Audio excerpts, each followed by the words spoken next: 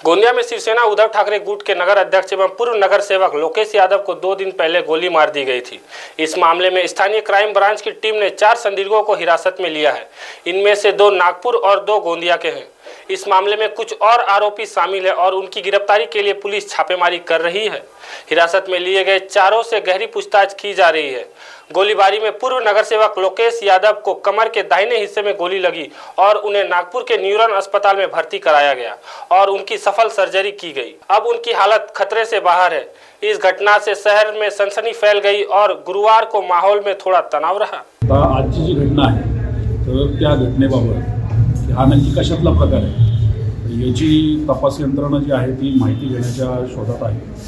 आणि सगळ्यात महत्त्वाची बाब म्हणजे की एखादी घटना घडते ती घडल्यानंतर त्याच्या मागचा पूर्व इतिहास काय हा अत्यंत महत्त्वाचा विषय आहे। मग आता एखादा विषय हा एखाद्या प्रासंगिक घटनेतून झालेला आहे, रागाच्या भरात झालेला आहे, कौटुंबिक हिंसाचारातून झालेला आहे की तो पूर्ववैमनस्यातून झालेला आहे, हा महत्त्वाचा विषय समजून घेण्यासारखा आहे।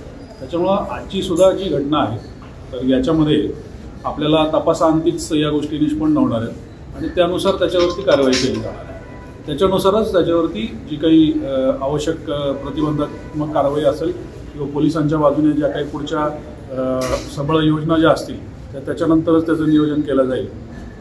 महत्त्वाचं समजून घेण्यासारखा भाग जो आहे याच्यामध्ये तो म्हणजे की गेल्या काही महिन्यांमध्ये किंवा गेल्या काही वर्षांमध्ये टप्प्याटप्प्याने इथं गोंदियाची जी काही ऐतिहासिक गुन्हेगारी आहे किंवा गुन्हेगारी वृत्ती जी आहे तर ती कमी करण्याची जी काही प्रयत्न चालू आहेत त्याच्यामध्ये टप्प्याटप्प्याने जे बदल घडत आहेत त्याच्या अंती निश्चितच आपल्याला एक चांगली परिस्थिती बघायला मिळणार आहे। कारण की जो रेकॉर्ड असतो तो रेकॉर्ड बनवणं या गुन्हेगारांचं हे सगळ्यात कठीण काम असतं आणि त्याच्यानंतरच पोलीस प्रशासनाला सुद्धा संवैधानिक चौकटीमध्ये बसून काम करता येत असतं। गोंदिया शहर बंद करायची कुठल्याही प्रकारची कोणालाही आपापलं दुकान बंद करायची आवश्यकता नाही, दहशत वाटून घ्यायची आवश्यकता नाही।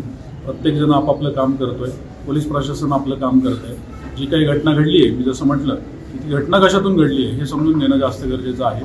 तर किंबहुना मी सगळ्यात आधी तुम्हाला हे सगळ्यांना सांगेल की कोणीही कुठल्याही प्रकारचं इतर कुठलंही गैरकृत्य न करता पोलिसांचं जे काम चालू आहे ते काम तपास या एकमेव गोष्टीच्या भोवती चालू राहिलं पाहिजे याच्यासाठी फोकस्ड राहणं गरजेचं आहे। इतर कुठल्याही भानगडी केल्यास त्याच्यामध्ये पोलीस प्रशासनाला सुद्धा आपल्याला इतर कामांसाठी डायव्हर्ट करायला लागतं, पोलीस फोर्सला डायव्हर्ट करायला लागतं। त्याच्यातून आपलं जे मेन महत्त्वाचं काम आहे जे म्हणजे इन्व्हेस्टिगेशन त्याच्याकडे कुठल्याही प्रकारचं दुर्लक्ष होऊन चालत नाही।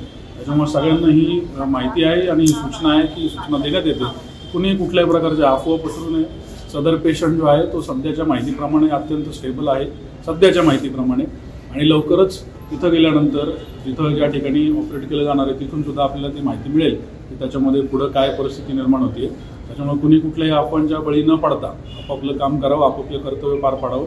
मला वाटतं सगळ्यात महत्त्वाचं कर्तव्य या भारतामध्ये या देशामध्ये आपलं हे असलं पाहिजे की आपण आपलं काम चोख आणि व्यवस्थित एक जबाबदार नागरिक म्हणून पार पाडावं, ना की कुठली तरी अफवा पसरून इतर लोकांना त्रास देऊन त्यांच्या जीवनामध्ये कारण नसताना आपण ढवळाढवळ न करता या सगळ्या गोष्टी करणं गरजेचं आहे।